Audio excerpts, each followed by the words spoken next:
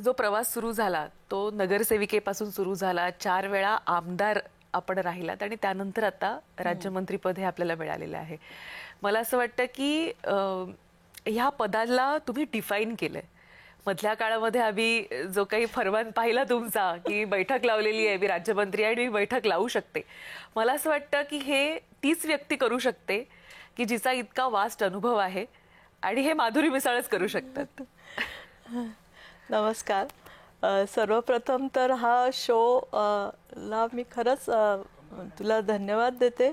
पण एन्काउंटर आहे त्यामुळे एन्काउंटर मोस्टली आरोपींचं करतात. तर मी जे होणारे सगळे आरोप मला वाटतं की ह्या मुलाखतीमध्ये बाजूला करेन आणि एन्काउंटरपासून बचाव कसा करायचा हे या मुलाखतीद्वारे बघेल. जसं सांगितलं तसं जे राजकीय करिअर माझं सुरू झालं ॲज अ नगरसेवक आणि राजकीय करिअरच माझं ॲक्सिडेंटली सुरू झालं. त्यामुळे I have to prove all दिस.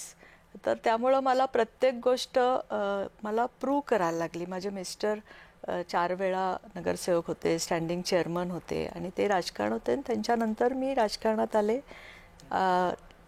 आणि आत्ता मंत्रिपदापर्यंतचा जो सगळा हे आहे, जसं आता तू म्हणले की फरमान नाही, पण मला असं वाटतं की कुठलंही पद द्या तुम्ही, राज्यमंत्री द्या, तुम्ही कॅबिनेट असा, तुमचं काम काय आहे, तुमचं कर्तव्य आहे की आलेल्या लोकांच्या प्रश्नाला न्याय देणं आणि त्या न्याय देण्यासाठी तुम्हाला प्रशासनाबरोबर काम करायला पाहिजे.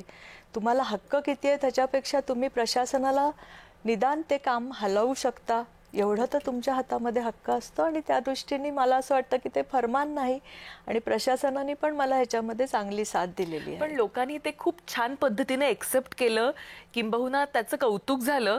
मला वाटतं ज्या पक्षाच्या माणसा विरोधातला तो, किंवा विरोधात असं म्हणता येणार नाही, पण त्या खात्या संदर्भातला फरमान होता, मला असं वाटतं की त्या पक्षालाही कदाचित ते आवडलं असेल की अशा पद्धतीनं आणि अग्रेसिव्ह होणं काही काही ठिकाणी जेव्हा लोकांची कामं रखडलेली आहेत, अडकलेली आहेत, ते होणं म्हणजे खरं तर हे कर्तव्यच आहे.